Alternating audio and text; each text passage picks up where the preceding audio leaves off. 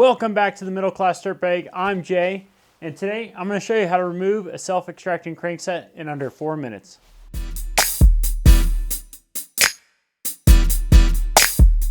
To remove a self-extracting crankset, you will need the following: a torque wrench, a socket wrench, an adjustable torque driver, a normal or ratchet style screwdriver, a 10mm Allen socket, an 8mm Allen socket, a T25 bit, grease, blue removable Loctite.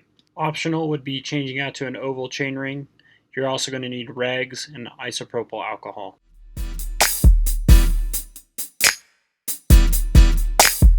Removal of a self-extracting crankset is easy. Locate the non-drive side crank, use an 8mm socket, and insert it into the crank until it stops.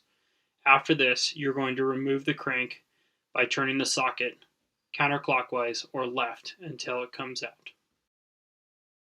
The next step is to remove the non-drivetrain side dust seal. You may have to pull the crank out a little bit to get some purchase and pull the dust seal completely out. By pulling on the drivetrain side, you can now remove the rest of the crankset.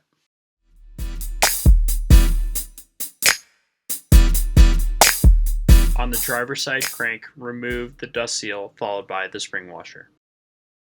Staying on the driver's side crank, remove the 3 T25 bolts affixing the chainring to the crank, then remove the chainring. Once you have finished removing the driver's side crank components, you should be left with a spring washer, a dust seal, 3 T25 bolts, and your chainring. On the non-drive side crank, use a 10mm hex to remove the cap bolt, and then the crank retention bolt should just come out, followed by the crank retention washer. Once you have finished disassembling the non-driver side crank, you should be left with the dust seal, the cap bolt, crank retention washer, and crank retention bolt.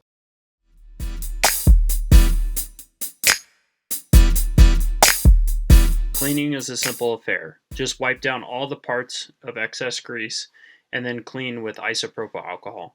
Ensure the isopropyl alcohol completely dries so that water doesn't get into any of the components. Be sure to clean your bottom bracket, as this also collects dirt and grease.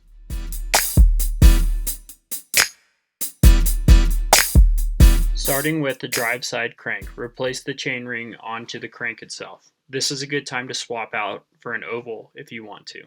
Apply blue Loctite to the 3 T25 bolts and affix them to the chainring.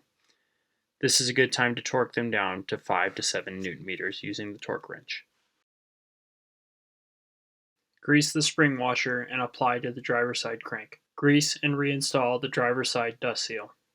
Grease driver's side crank. Insert driver's side crank into the driver's side of the bike, ensuring it seats. Attach non-driver side crank to the spindles, ensuring that it's 180 degrees from the driver's side crank. Grease and insert the crank retention washer and crank retention bolt. Washer should be in front of the bolt. Then use an 8mm Allen hex and a socket to tighten down. Use the torque wrench to get the final tightening to between 48 and 54 Nm. Grease and install the cap bolt using a 10mm Allen hex. Tighten to between 12 to 15 Nm. Wipe away any excess grease, as it will attract dust and grime. Now you've seen how this is completely removed in under 4 minutes. I'm going to do a sub 70-second recap. Use a 10mm hex to remove the non-drivetrain side crank arm. Remove the dust seal from the non-drivetrain side crank. Remove the crankset from the bike. Remove the driver's side dust seal and spring washer. Remove the 3 T25 screws that attach the chainring to the crank. On the non-drivetrain side crank, use a 10mm hex to remove the cap bolt. Remove the crank retention bolt and crank retention washer. Clean the cranks, bolts, chainring, spring washers, dust seals, and bottom bracket. Lightly grease all metal to metal surfaces. Apply blue Loctite to chainring screws. Install your chainring. Install chainring screws and torque to 5 to 7 Nm. Grease drivetrain side spring washer and apply to crank. Grease drivetrain side dust seal and place on crank. Grease both sides of the bottom bracket and install driver's side crank. Grease and install the non-drivetrain side dust seal. Grease and install the non-drivetrain side crank arm. Grease and install the crank retaining bolt on the non-drivetrain side, torquing to 48 to 54 Nm. Grease and install the cap bolt on the non-drivetrain side and torque to 12 to 15 Newton meters. Wipe away excess grease and admire. Thanks for tuning in today. Stand by for the next video where we service the Switch Infinity suspension.